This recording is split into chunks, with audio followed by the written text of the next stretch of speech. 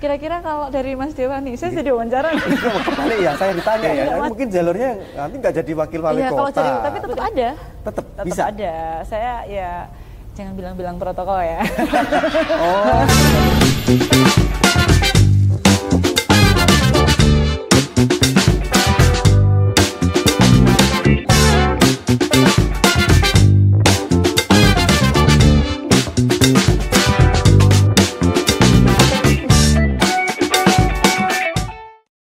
Assalamualaikum warahmatullahi wabarakatuh. Bertemu kembali dengan Dewa Mahesa pada kesempatan kali ini di podcast yang istimewa, podcastnya Metasul FM, dipersembahkan tentu saja oleh Metasul FM dan Sogaresto. Dan tentu saja terima kasih untuk baju yang istimewa yang saya pakai ini dari Batik Danar Hadi.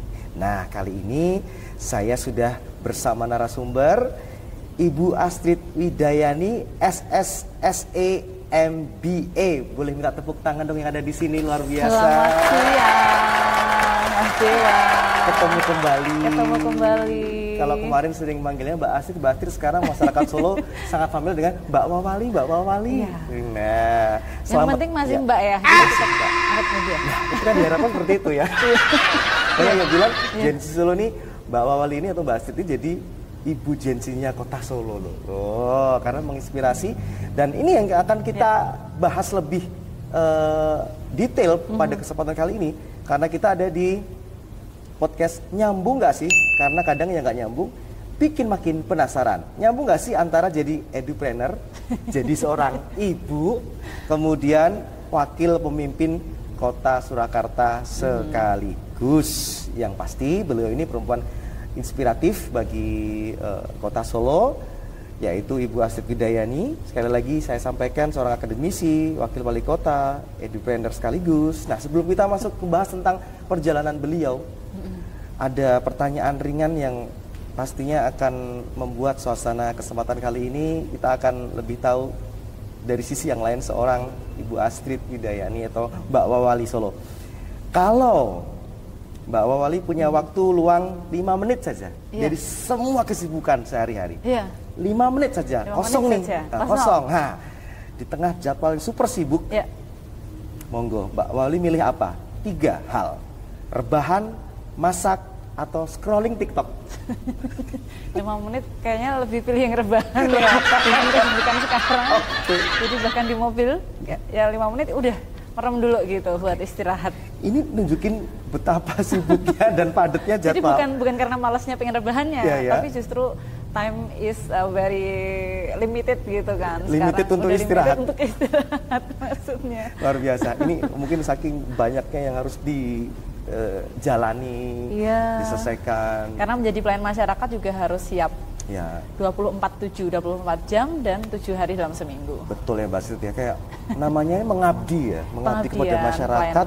Bukan lagi 24 jam ini ya, sehari ya, 27 jam sehari. Mungkin kurang ya, kalau ditambah waktu tidur yang berkualitas 7-8 jam, kayaknya perlu ditambah 24 jam sehari. Tambah lagi. Baik ya. Nah, yang sekarang mungkin jadi pertanyaan bagi masyarakat Kota Solo yang sudah mengenal Mbak Wawali ataupun yang belum mengenal, tapi sudah tahu banyak peran bagaimana dulu sebagai rektor, begitu kan, kemudian juga di dunia bisnis juga berkecimpung di situ, di dunia pendidikan bisnis juga berkecimpung di situ. Nah, sekarang tambah lagi menjadi Wawali. Kesibukan nyambung nggak sih? Gitu. saya ngulangin judulnya kan. Nyambung nggak sih? Kayak gitu. Ini sehari-hari dengan banyak peran yang harus dilakukan secara multi. Ini gimana? Penasaran saya.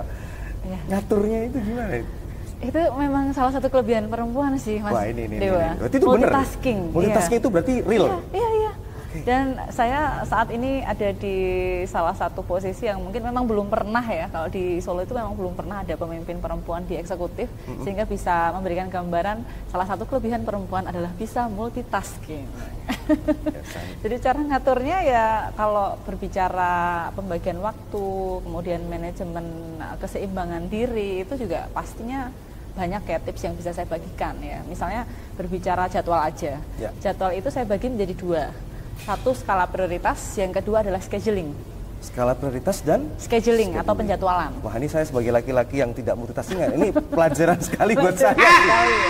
Jadi kalau skala prioritas itu kadang manusia itu lupa bahwa di dalam hidupnya ada masa-masa tertentu atau periode dalam kehidupan tertentu itu yang memang harus ada skala prioritasnya. Misalnya nih, prioritas saya mau belajar dulu, atau mau kuliah dulu, mau sekolah dulu, atau saya fokusnya mau bekerja dulu, mencari penghasilan dulu, atau mau nikah dulu misalnya. Oh, itu skala itu ya, prioritas, skala prioritas itu yang utama. Karena dari skala prioritas itu nanti dijabarkanlah ke manajemen diri tadi, termasuk penjadwalan. Gitu. Kalau saya sih selama ini alhamdulillah semenjak jadi direktur dulu jadwalnya sudah rapi. Mulai misalnya pagi itu ada tradisi wedangan sama keluarga. Itu pasti? Pasti. Jadi sampai anak anak saya dua, kelas 4 SD sama kelas 2 SD itu suka ngeteh. Wedangan.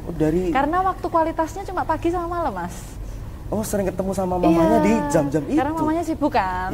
Jadi pagi itu pasti wedangan dulu, nanti siapin anak-anak sekolah, habis itu saya olahraga, habis itu ya kalau sempat kulineran pagi, nyoto, cari kuliner-kuliner pagi gitu, baru nanti jadi moodnya bagus kan. Good food, good mood. Iya, good food, good mood.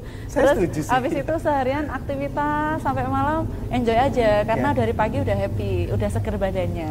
Gitu, baru nanti malam ketemu keluarga lagi, misalnya ada quality time, ya kita kulineran bareng keluarga. Tetap ada waktu untuk disempetin, karena memang seperti yang kita sampaikan di awal tadi, status sebagai ibu masih melekat dan itu harus kewajibannya tetap harus dilaksanakan. Anak saya kan di bawah 10 tahun semua, jadi memang masih masa-masa yang perlu perhatian mamahnya, papahnya, dan mereka harus memahami kesibukan sebanyak apapun pasti masih ada waktu buat mereka. Dan weekend itu sebisa mungkin, ya walaupun di wakil wali kota sekarang juga banyak agenda, tapi harus ada juga waktu untuk keluarga. Itulah skala prioritas dan scheduling. Berarti kalau bisa disimpulkan sementara memang sudah tidak kaget lagi dengan tambahan aktivitas karena memang sudah tertata dari dulu. Dari dulu. Jadi kalau mungkin saya bisa bagikan kepada yang nonton, terus kok ya Mbak Astrid masih sempat misalnya jalan kemana, kan saya masih kuliah juga, belum masuk itu di situ. Tahu tambah satu? Belum, saya masih kesibukannya kuliah S3. Ya Allah, tambah lagi. Dan di Swiss. Di Swiss. Swiss itu mananya Tawangmangu. Ya naik gunung dikit lah itu. Sama-sama pegunungannya. Sama-sama dinginnya. Wow. S3 jadi, di Swiss. Misalnya bulan kemarin saya prioritasnya bulan Mei adalah aktivasi kuliah setelah 1 tahun cuti karena pilkada. Ya udah, saya fokus aja, saya selesaikan 3 bulan awal di balai kota, kemudian saya fokus untuk mulai lagi kuliah. Nanti pulang lagi ya kerja lagi gitu. Jadi memang sudah terbiasa teratur jadwalnya. Berarti ini sekaligus kalau saya boleh sampaikan ya ke Metafarm juga, khususnya perempuan di luar sana. Coba bikin skala prioritas sama jadwal. Nah, itu dia. Jadi ketika Anda tuh menikah, punya keluarga, itu bukan berarti karir pendidikan Anda ikut berhenti. Betul. Contohnya sudah terlihat sudah nyata. Terbukti Mbak bisa Wali jalan semua. Nah, itu dia. Wah, langsung nih ibu-ibu, tepuk tangan. mama-mama muda luar biasa. Mama-mama muda yang nanti yang nonton ini ya, pasti langsung bilang sama suaminya, "Pah, kuliah lagi dong." Tapi itu ada tipsnya. Ada tipsnya lagi? Kadang kalau komunikasinya nggak di waktu momen yang tepat, itu malah jadi benturan dan akhirnya cita-citanya kandas di tengah jalan. Oh, ada timingnya, Mbak? Ya, ketika misalnya, ini jomblo-jomblo ya, yang belum nikah. Jomblo-jomblo tuh lihat tuh, itu belakang banyak banget tuh jomblo-jomblo. Itu salah momentum bilang sama orang tua aja, nggak jadi nikah. Apalagi yang udah keluarga, udah punya anak, pengen kuliah lagi atau pengen kerja lagi, momennya nggak pas juga nggak pas. Itu jadi ada tips khusus? Ada tips khusus. Bisa di-share di sini atau mungkin di lain kesempatan? Ya, intinya pada waktu mencari momentum berbicara itu ya komunikasinya cari yang momen keduanya bisa sama-sama nyaman dan terbuka. Kadang kan kita, yang penting kita punya keinginan apa udah disampaikan saat itu juga gitu ya. Terus akhirnya merasa bahwa kita tidak dimengerti, akhirnya apa yang menjadi keinginan kita nggak bisa dipenuhi, padahal mungkin hanya karena timing kita yang kurang pas aja. Iya ya, masalah komunikasi ya. Misalnya kayak saya nih, waktu pengen kuliah lagi S3, itu harus nunggu anak saya mandiri dulu. Maksudnya udah selesai ASINnya, kemudian dia sudah mulai mandiri, sudah bisa ke kamar mandi sendiri, udah bisa mulai ngomong, udah bisa jalan, baru saya menyelesaikan apa yang jadi cita-cita saya. Jadi nggak saya paksakan ketika masih ngomong bayi lalu saya paksakan saya mau kuliah lagi gitu kan, nggak juga. Jadi ada momentumnya, timingnya dan komunikasi. Betul. Yang penting termasuk ketika saya mau maju menjadi wakil wali kota Surakarta itu. Wah, itu suami awalnya kalau momentumnya nggak pas juga nggak boleh pasti. Ini karena memang kalau kita tahu suami Anda yang paling memahami Anda ya. Jadi timing-timingnya papa ini pas enak, moodnya pas apa. Jadi waktu itu banyak yang mendukung gitu. Jadi ada beberapa rekan-rekan dari parpol yang mengusung, dari relawan mengusung. Itu saya temuin aja sama suami saya. Dan mereka yang akhirnya membujuk suami saya, bukan saya yang membujuk suami saya. Itulah timingnya. Cerdas ya. Selamat untuk suaminya Mbak Astrid. Termasuk orang yang paling pengertian dan sabar ya. Luar biasa. Terima kasih, Pak. Karena memang ya itu tadi ya, banyak peran, banyak yang harus dilakukan, perlu scheduling, perlu skala prioritas lebih dahulu juga, bahwa nggak ada yang nggak mungkin. Jadi bisa dibilang nggak ada yang nggak nyambung, semua bisa nyambung akhirnya. Asal tahu kuncinya aja. Asal tahu kuncinya. Semua peran yang Mbak Wali jalankan ya, paling sulit dari sekian peran yang mana? Menarik yang ini pertanyaannya. Iya, akhirnya harus jaga kesehatan juga kan, biar tampil prima untuk jadi melaksanakan semuanya dengan lancar. Alhamdulillah, ini saya sedikit flashback juga ketika masuk menjadi kandidat pemimpin daerah pada waktu itu, masuk survei sampai mendaftar, kampanye dan akhirnya terpilih. Dan itu nggak istirahat sampai akhirnya dilantik dan ini 100 hari kerja 100 gitu kan. Hari kerja. Terus saya mikir, iya ya, nggak ada istirahat ya, nggak ada jeda ya, tapi alhamdulillah juga badannya masih prima dan masih bagus semua, dan ternyata kuncinya di bab 2 tadi yang saya sampaikan, itu self managementnya. Jadi manajemen dirinya itu penting sekali ya. Itu kan kaitannya ada 4 hal Mas. 4 hal itu bagaimana kita bisa menjaga keseimbangan pikiran, hati, kemudian secara spiritual atau jiwa, dan juga badan, fisik. Wah. 4 itu memang ini ilmu loh ini. Iya memang ilmu. Ilmu ini penting sekali. Karena mengundang saya sebagai akademisi juga kan ya. Jadi saya berbagi ilmu. Betul. Di sini. Saya berasa seorang host dan berasa seorang mahasiswanya ya dari beliau. Iya. Kira-kira kalau dari Mas Dewa nih, saya jadi wawancara nih. Kali ya, saya ditanya ya. Enggak, maksudnya studi kasus. Studi kasus ya. Itu antara pikiran, hati, kemudian jiwa spiritualnya ya, dan untuk fisik. Ya kedekatan dengan Tuhan dan juga fisik. Yang paling sulit keseimbangannya yang sebelah mana? Paling sulit sih di antara kesibukan saya yang luar biasa. Iya. Sibuk saya. Saya mungkin saat ini saya itu orangnya sensitif, Mbak. Hati berarti. Baperan saya itu. Tapi bukan berarti yang baper gampang marah, enggak gitu. Saya tuh orangnya gampang jatuh cinta. Oh alah. Kalau ditolak saya gampang nangis. Tapi susah move on ya? Susah. Hati saya lembut loh, Mbak. Ya ampun. Gitu. Jadi saya harus hati-hati ya nih ngomongnya. Udah kembali Anda yang wawancara. Salah nanti saya salah pertanyaan malah jadi baper. Baper saya tidur. Pulang nanti. Baik.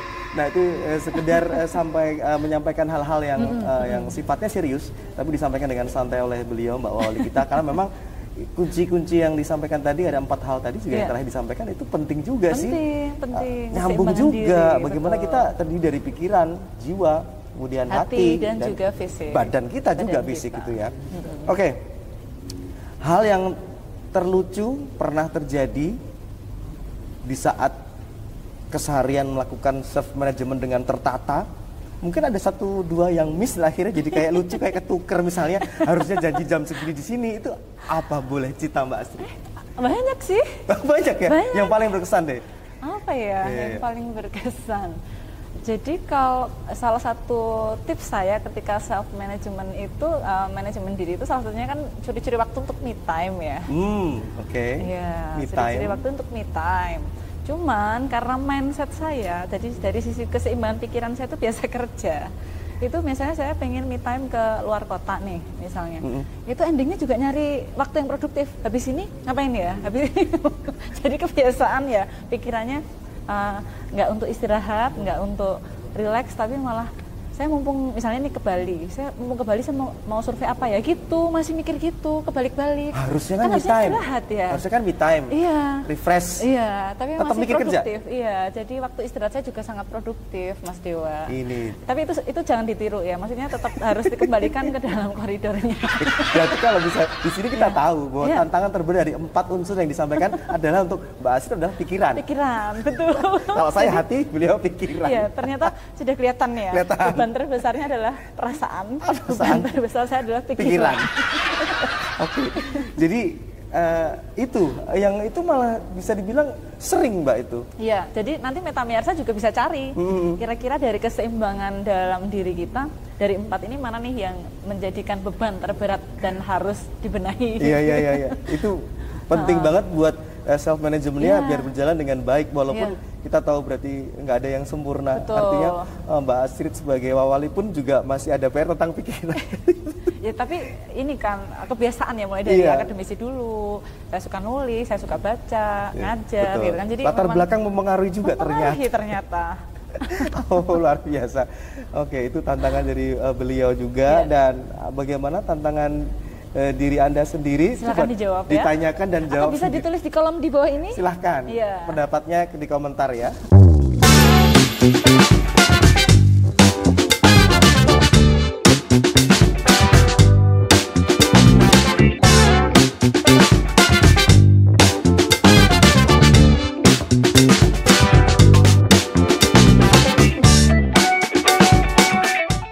Iya, masih banyak pertanyaan yang sudah kita siapkan ya. Ya nanti ada sekitar 300 pertanyaan, Pak. Siap. Jadi nanti episodenya berlanjut ya. Ini akan jadi podcast terpanjang. Makanya jangan lupa subscribe ya. Iya, jangan lupa subscribe. Tapi kita rangkum pertanyaan-pertanyaan menarik, kita akan sampaikan mumpung ketemu sama beliau yang super sibuknya luar biasa ya. Oke, nah cerita dong Mbak Wawali Solo tentang produktivitas panjenengan di saat ini.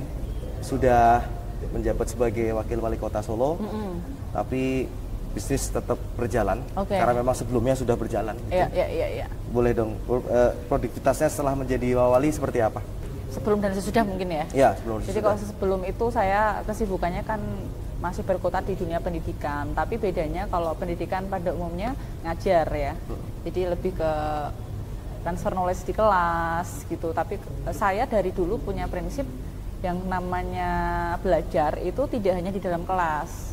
Ada istilah namanya pembelajaran sepanjang hayat atau lifelong learning. Itulah yang saya jadikan prinsip hidup dimanapun saya berada, dengan siapapun, yaitulah guru dan murid. Jadi saya ketemu sama senior, ketemu sama tokoh, itu guru saya. Kemudian di luar saya juga berkesempatan untuk bisa ngajar, jadi narasumber, jadi motivator, itu juga saya jalankan. Nah, terus di dunia pendidikan itu juga banyak bisnis yang juga saya kembangkan. Gitu, nggak cuma sebagai akademisi, jabatan struktural di kampus, tapi juga saya kembangkan ada kursus bahasa Inggris, kemudian ada juga bahkan produk pada waktu itu hijab gitu, hijab yang ready to wear dan juga baju muslim ready to wear itu masih temanya pendidikan. Jadi ada filosofi-filosofi yang saya masukkan di motif untuk anak-anak muda bisa belajar motif-motif batik. Kemudian misalnya serinya seri Melati, Melat Sokon Jero Ati. Asik. Melati.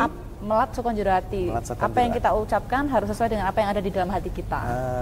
Hati lagi ya. Hati, sayang banget ya Mbak ya. Nah, itu contoh. Jadi memang pembelajaran sekarang nggak bisa yang textbook aja kayak dulu guru berbicara lalu dicatat ujian gitu. Saya mengajarkan memang 2 tahun terakhir pembelajarannya ya benar-benar dimanapun, kapanpun, dengan siapapun, dan juga pengembangan bisnisnya di luar kampus juga, termasuk penguatan soft skill anak muda, juga ada waktu itu digitalisasi, kemudian bahkan pendampingan UMKM, sehingga itu yang disebut dengan edupreneurship, Mas. Jadi edupreneurship itu prinsip bagaimana kita bisa menebarkan virus-virus kewirausahaan dimanapun kita berada. Itu sampai sekarang masih Anda lakukan? Iya, masih sampai saat ini saya lakukan, dan dimana itu tidak hanya mengajarkan orang berbisnis, tapi yang penting adalah punya karakter wirausaha, pantang menyerah, berani mencoba, kemudian kuat dalam networking, kemudian bagus dalam berkomunikasi dan lain sebagainya. Karena itu syarat-syarat orang mau bikin bisnis kan? Saya banget itu, cuman saya belum punya bisnis apa ya. Sebenarnya karakternya wirausaha udah ada. Sudah ya? ada. Produknya yang belum ada. Stucknya di karakter saja nih. Masalah saya di situ. Karakter sudah punya, produknya belum launching. Produknya belum launching itu loh. Nah setelah Anda jadi wakil wali kota Solo. Nah itu tadi sebelum. Nah sesudah akhirnya saya menemukan satu ruang yang justru di ranah kebijakan inilah atau regulasi yang ternyata dampaknya bisa lebih banyak lagi. Kalau sebelumnya saya hanya berbicara tentang metode, saya berbicara tentang pendekatan gitu ya, approach dan lain sebagainya. Nah ini sudah langsung implementatifnya. Kalau dulu saya sebagai akademisi diundang Pemkot, saya diundang Pemkot loh Mas Dema. Dulu ya? Sering. Ya. Sebagai narasumber atau memberikan rekomendasi kepada pemerintah daerah. Nah sekarang, dari semua yang sudah dikaji, semua masukan, rekomendasi, tidak hanya dari akademisi tapi dari pentahelik ya, dari komunitas, kemudian dari sisi teman-teman pengusaha yang lain semua. Ini harus bisa kita implementasikan menjadi sebuah kebijakan yang bisa berkesinambungan dan tentunya berpihak pada semuanya, berdampak positif pada semuanya.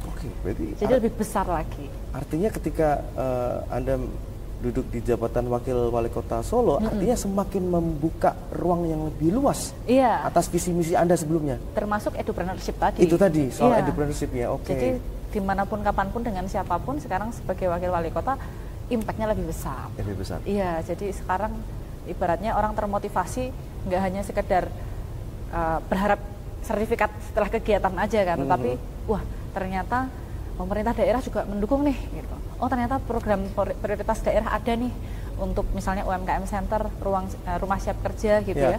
Ini saya jadi promo, ini nggak apa-apa program prioritas daerah kan, ya? Untuk rakyat juga. Iya, untuk masyarakat ya. Dia. Jadi program-program yang kami buat dari Mas Respati dan saya, Mas Wali dan saya itu alhamdulillah juga banyak mendukung dari sektor sumber daya manusia. SDM-nya, penguatan SDM, dan itu kan sama seperti yang saya jalankan sebelumnya. Bener, ini saya suka sekali. Lebih besar. Karena jujur dulu ketika interview dengan Mas Respati dan Mbak Astrid bagaimana beliau berdua menyampaikan tentang SDM yang memang harus dibangun, dan akhirnya ketika sudah akhirnya terrealisasi dan beliau membuat program-program tentang SDM yang ada di Kota Solo. Jadi kalau besok ada pilkada lagi harus diwawancara Mas Dewa biar jadi. Biar jadi ya.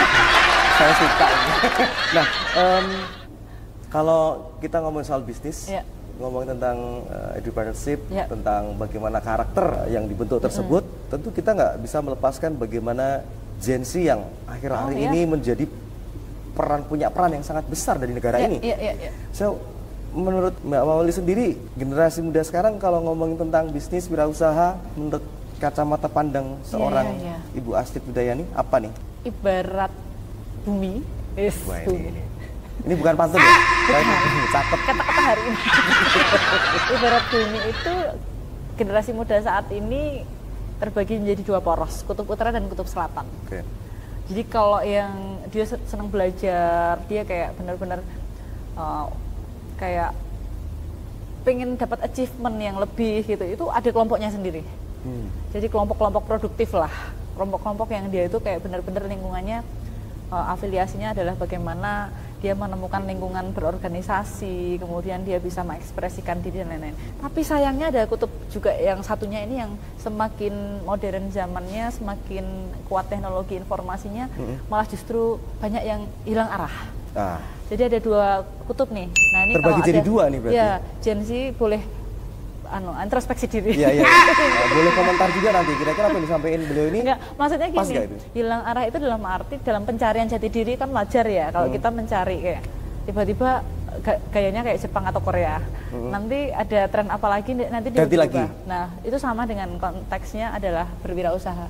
Ada juga yang satu tuh dari sisi idealisme, dia betul-betul di lingkungan yang mungkin ya bersifat industrinya fokusnya ke pengembangan restoran atau F&B service yang dia tuh kayak inovasi terus cari menu-menu baru. Ada juga di kutub yang satunya pokoknya trennya apa aku ikut. Jadi dia buka bisnis sesuai dengan tren saat itu atau yang menjadi kesukaan pasar pada waktu itu. Ya ini memang dua hal yang tidak bisa dibandingkan, tidak ada yang mana lebih bagus atau mana lebih jelek, tapi lebih ke bagaimana supaya kita itu bisa memahami diri sendiri lebih baik. Sehingga ketika kita berbicara Gen Z atau generasi muda saat ini, ya pesan saya hanya kalian harus sadar di mana kalian berada. Apakah kalian berada di lingkungan yang kalian dalam rangka mencari jati diri ini dan segera temukanlah jati diri kamu, atau kalau memang sudah ada lingkungan yang merasa bahwa ini adalah support sistemnya bagus, ya harus dimaksimalkan sebaik mungkin. Kalau tidak kita hanya bagian dari apa ya kalau boleh dibilang ya kayak zona nyaman aja gitu. Ya udah nih teman-teman secara umum seperti ini sehingga kompetisinya tidak ada keunggulan gitu. Jadi dia akan sama seperti pekerja yang lain, cuma dia akan gitu sama aja, dengan gitu. pekerjaan-pekerjaan yang lain. Tapi beda kalau sama-sama misalnya konten kreator, tapi dia punya spesifikasi atau dia punya spesialisasi tertentu khusus di food vlogger misalnya. Dia fokus di fashion, dia fokus di misalnya di musik. Dia konten kreator tapi pasti punya keunggulan. Itu sih pesan saya untuk Gen Z. Ya, balik lagi tentang bagaimana itu tadi mencari karakter diri sendiri. Karakter diri sendiri dan nyamannya seperti apa. Nyamannya seperti apa dan yang biasanya mungkin jadi PR-nya anak muda itu konsistensi. Betul sekali. Kadang udah ngerasa drop dikit gitu udah ya udahlah gitu. Konsistensi, merawat motivasi diri dan mencari lingkungan yang tepat. Ini 3 ini nggak boleh lewat sih kalau menurut saya. Wajib berarti. Wajib karena lingkunganmu akan mempengaruhimu juga. Oke, itu dia nih pesan dari Mbak Astrid untuk generasi muda sekarang. Iya.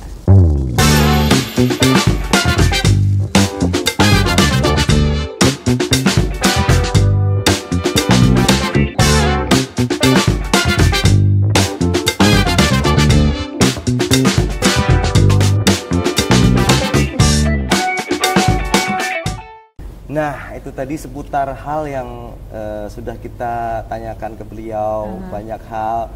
Tiba-tiba kita tanya aja, saking baiknya beliau, udah ngasih resep loh. Bayangin aja jadi berapa masakan udah banyak tips ya hari ini ya. Banyak tips dan resep dari beliau. Nah, sekarang pertanyaan lebih ke personal. Tadi sempat disenggol di awal sih, rutinitas self-care atau me time-nya Mbak Wawal itu apa sih? Kita pengen tahu di tengah kesibukan tadi loh. Ya, boleh dibagikan tapi nggak harus ditiru soalnya agak susah. Solo traveling saya. Solo traveling. Apalagi setelah menjadi wakil wali kota lebih susah lagi karena sekarang ada protokol. Iya udah beda ya, nggak solo lagi ya. Ya tapi tetap ada. Tetap bisa. Ada. Saya ya jangan bilang-bilang protokol ya. Oh, bukannya gitu. Bukannya solo traveling. Ini protokolnya Mbak Astrid nonton. Oh, ternyata selama ini. Oke. Buku atau film favorit akhir-akhir ini apa Mbak Astrid? Saya baru suka baca buku tentang ini sih, perkembangan marketing di era 5.0. Menarik. 5.0? Iya, karena pemasaran atau marketing yang 5.0 ini kayak udah nggak relevan sama yang sebelumnya, kayak kita bikin flyer, kita bikin diferensiasi produk dan lain-lain. Itu sekarang udah eranya digital marketing, terus muncul ada influencer, KOL, selebgram semua. Itu kan sudah menjadi bagian digital marketing dan juga marketing 5.0. Aku baru suka baca itu. Wow, keren. Untuk marketing meta, jangan lupa mungkin baca buku atau kayak diskusi sama saya juga boleh. Oh, kalau film apa nih Mbak? Karena sering nemenin anak-anak ya. Wah, Jumbo nih pasti. Tapi Jumbo kemarin bikin nangis loh. Bagus, iya. Nangis kan? Ini bebannya paling kan terasa. Hati. Iya kan? Saya aja baru buka, silakan suruh masuk. Padahal saya duduk aja. Cry, nggak apa-apa kan? Nggak apa-apa. Saya baru duduk, belum nonton saya udah nangis. Itu ya Jumbo termasuk sama animasi Disney kalau boleh jujur. Karena saya nemenin anak-anak saya, itu ternyata setelah saya ngikutin bagus banget sih. Ada moral story, ada moral story yang ternyata nggak cuma untuk anak-anak tapi juga di kehidupan kita secara umum. Yang terakhir kayak misalnya Moana itu kan saya banget ya. Wow. Jadi hidup di pulau kecil, nggak banyak kenal, tapi kita harus berani berlayar jauh. Iya, saya jadi bayangin Moana jadi wakil wali kota. Kayak mana gitu tuh? Juga. Kayak mana gitu juga. Maksudnya saya harus berani menampilkan Surakarta ini kota kecil, tapi sudah di ranah nasional dan internasional. Solo mendunia. Message-nya di situ. Bukan sekedar tontonan tapi tuntunan. Oh gitu ya. Iya, bukan sekedar tontonan berarti tapi lebih ke ini ya, lebih kalau Mas Dewa mungkin pengajian-pengajian. Ya, gitu Masya Allah. Ya. Masya Allah. Assalamualaikum. Memang mengaruh Bu Astrid ini memang nggak pernah jauh dari dunia pendidikan ini. Film aja ada pendidikannya. Moral story. Buku ada pendidikannya. Oke, kalau boleh kasih pesan ke Anda sendiri di waktu muda. Bu Astrid muda dulu. Misalnya ketemu nih. Kita umur berapa dulu? Mengandaikan, mungkin usia produktif ya, sekitar 20, 21. Oh, usia 20, 21. Apa yang ingin Anda sampaikan sekarang? 21 tuh aku pas nikah loh, Mas. Oh iya? Iya. Oke. 21. Jadi saya ngomong sama diri saya di umur saya waktu ketika misalnya ya. ketemu, misalnya ada sesuatu hal yang mungkin belum diselesaikan atau mungkin ada sedikit penyesalan, atau sebenarnya penyesalan sih. Itu nggak ada yang menyesal kok. Iya ya, kayak malah apa ya, kayak mungkin ada harusnya kamu tuh nikahnya jangan 20, tapi 18 ya gimana? Monggo. Jangan ditiru ya. Jangan ditiru. Ini pendidikan yang kurang baik. Saya kan baru menggalangkan BKKBN. Sesuai dengan usia. Ya, sesuai dengan usia produktif. Monggo Mbak, apa? Pesan saya untuk Astrid yang berusia 20, keep moving forward. Jadi apa yang kamu lakukan, keberanianmu untuk mencoba hal baru dan juga bagaimana kamu mencari batasan yang ternyata kita tahu bahwa di dunia ini ternyata tidak ada yang terbatas kecuali apa yang menjadi keinginan kita. Jadi sudah bagus, terus melangkah dan nanti kamu akan bisa menjadi wakil wali kota Surakarta yang pertama perempuan. Keren. Nggak nyangka ya. Kalau misalnya ada mesin waktu, Mbak Astrid ketemu, besok kamu jadi wakil wali kota. Keep move on gitu kan. Lalu Astrid mudah kan, Mbak ngomong apa ya? Mbak maksudnya apa ya? Ya, bingung ya. Karena waktu itu belum ada kepikiran sampai ke situ juga. Tapi waktu itu saya udah aktif sih. Maksudnya memang sering berorganisasi. Iya. Waktu itu juga sudah jadi duta wisata juga di Jawa Tengah. Jadi memang aktif. Sampai Jawa Tengah duta sampai wisatanya luar biasa. Ya itu tadi kalau nggak nikah saya mungkin sudah di Putri Indonesia Mas Dewa. Wow, ini ya. Tapi mungkin jalurnya nanti nggak jadi wakil wali kota. Kalau jadi Putri Indonesia nggak jadi wakil wali kota. Iya, beda lagi. Memang jalan seperti itu. Iya.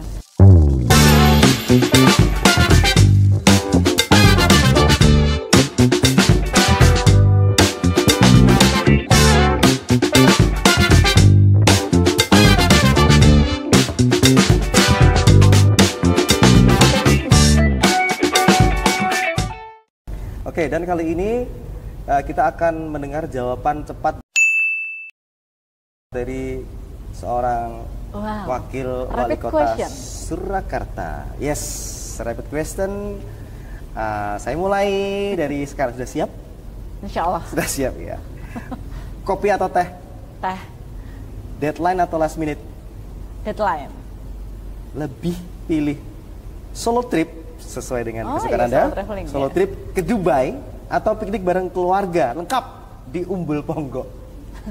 Karena saya solo traveling ke Dubai aja lah. Maaf ya suami, anak-anak, malah mau solo traveling ke Dubai.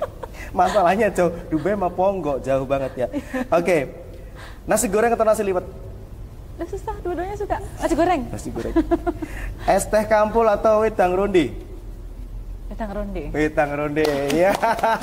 Karena saya suka wedang panas. Oke. Kalau teh kampul lah itu susah. Teh kampul atau wedang ronde. Nah ini tadi mungkin teh kampul saya milihnya. Oh ini tadi. Es teh kan? Oh iya ya. Tapi kalau misalnya tadi saya ya teh kampul anget sama wedang ronde. Ya itu agak susah. Tapi teh kampul kayaknya. Juaranya. Ya.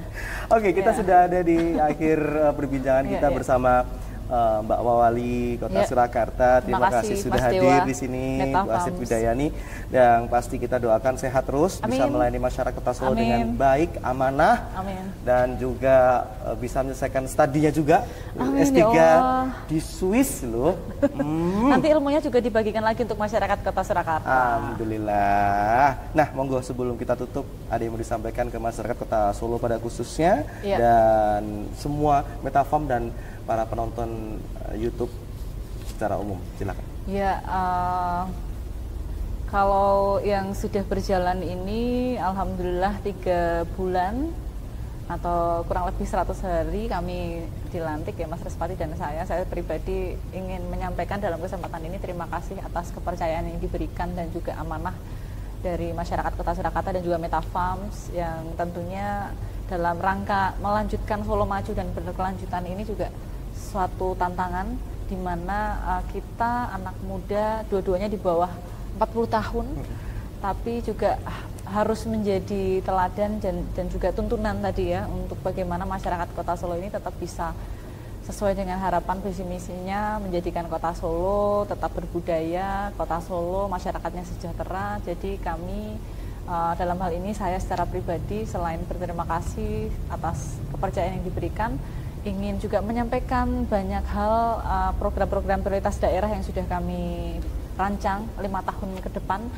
dengan istilah Asta Cita Surakarta, yaitu 8 program prioritas daerah untuk Kota Surakarta, di mana fokus kami adalah penguatan dari sumber daya manusia Dan di berbagai bidang, tidak hanya di sektor fisik atau infrastruktur saja, tetapi juga di bidang kesehatan, pendidikan, lapangan kerja, kemudian juga bagaimana penguatan daya saing kota, digitalisasi kota menjadi Surakarta Smart City, dan lain-lain. Ini mudah-mudahan nanti bisa dirasakan kebermanfaatannya kepada seluruh masyarakat Kota Surakarta. Jadi sekali lagi terima kasih, mohon dukungannya, dan tentunya kami juga mohon masukan kepada seluruh masyarakat dan Meta Farm semuanya agar apa yang menjadi amanah kami bisa dilaksanakan dengan baik.